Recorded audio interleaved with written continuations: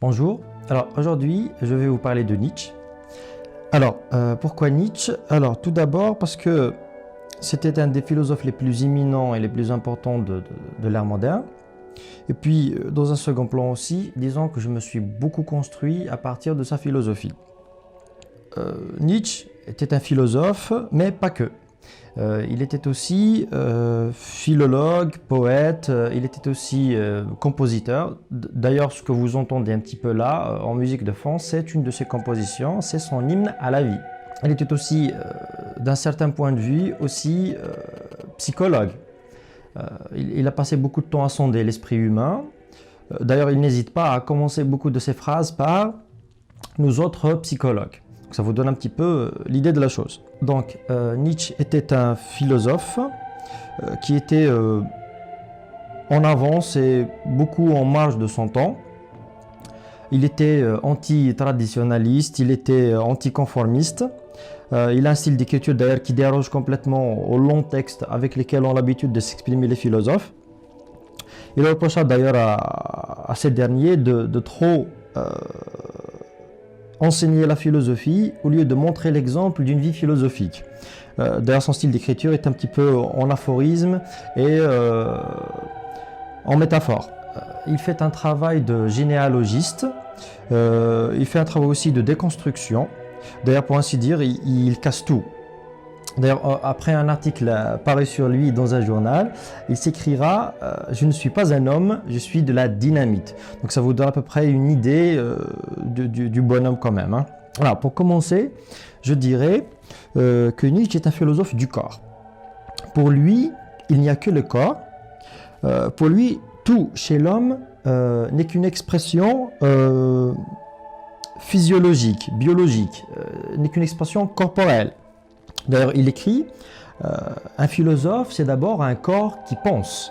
Il dira aussi la conscience est la dernière et la plus tardive évolution de la vie organique. Et par conséquent, c'est ce qu'il y a de moins abouti et de plus fragile en elle. Donc pour lui, tout est une émanation du corps. Donc il est en rupture totale avec le dualisme qu'on retrouve par exemple chez Descartes. Pour lui, il n'y a que le corps, c'est une unité. D'ailleurs, il appellera ça la grande raison. Le corps pour lui, c'est la grande raison, à l'instar de l'esprit qu'il appellera la petite raison.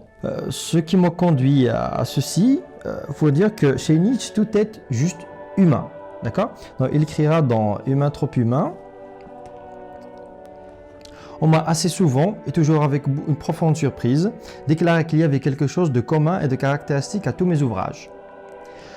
Qu'ils contenaient tous, m'a-t-on dit, des lacs et des raies pour les oiseaux imprudents.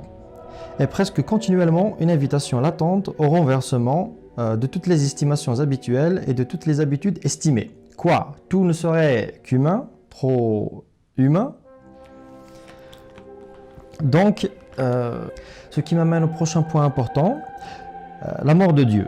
Alors, pas une mort au sens littéral, hein, entendez bien. Nietzsche est le prophète de la mort de Dieu. Et avec lui, la mort des valeurs supérieures, des valeurs morales, de la vie après la mort et tout ce qui s'ensuit. Tout, pour lui, n'est qu'une invention humaine. Et nier la chose, pour lui, revient à être nihiliste.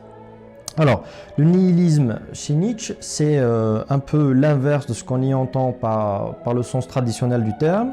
Le nihilisme, c'est la négation du corps, la négation de la chair, de la terre, la négation de tout ce qui fait de l'homme ce qu'il est, en faveur de soi-disant des valeurs supérieures, morales, d'une vie après la mort. Et voilà, pour lui, ça c'est le nihilisme et c'est ce qu'il faut combattre. Nietzsche est aussi le philosophe du dépassement de soi. Il écrit dans Ainsi parlait Zarathustra d'ailleurs, il faut apprendre à danser par-dessus sa tête. Donc ça vous donne à peu près l'idée de la chose. Donc il nous annonce dans Ainsi parlait Zarathustra la venue du surhomme. La venue du surhomme comme pour dépasser un peu l'homme, dépasser la condition humaine. Alors, entendez bien ceci, que le surhomme de Nietzsche n'est pas une sorte de Superman avec des super pouvoirs, invincible, ce genre de choses. Non, absolument pas. C'est juste un homme qui a dépassé la condition humaine, c'est-à-dire la condition nihiliste. Le surhomme aussi, c'est l'homme qui va pratiquer les 4 remèdes de Nietzsche, qui sont d'ailleurs, comme l'écrit Michel Onfray dans La construction du surhomme, donc de une, la mort de Dieu. Donc il récuse complètement l'idée de Dieu et d'une vie après la mort. Pas de valeur supérieure, il n'y a que la terre, par-delà bien et mal. De 2, la mort n'est pas à craindre. Il n'y a pas d'âme, il n'y a que le corps et sûrement pas d'au-delà. De 3, la souffrance est supportable. Vu qu'on est tous déterminés, donc ce que l'on vit est quelque part inévitable, il faut donc faire avec. Et Nietzsche nous apprend que pour bien vivre, il faudrait que tout puisse nous atteindre sans pour autant en souffrir. Et si la souffrance ne nous tue pas, et pour Nietzsche vous savez comment c'est, ce qui ne nous tue pas nous rend plus forts, vous allez me dire fort de quoi? Je vous dirai fort de cette expérience et de ce savoir. En dernier, le bonheur est possible. Sachant qu'on est déterminé et la souffrance est inévitable et acceptable, il faut simplement se réjouir de la vie comme le ferait un enfant. C'est ce qu'il appelle justement l'amor fati. Aime ton destin, aime ce qui advient de toi. Et personnellement, je trouve que c'est un bon remède à la culpabilité et à la schizophrénie.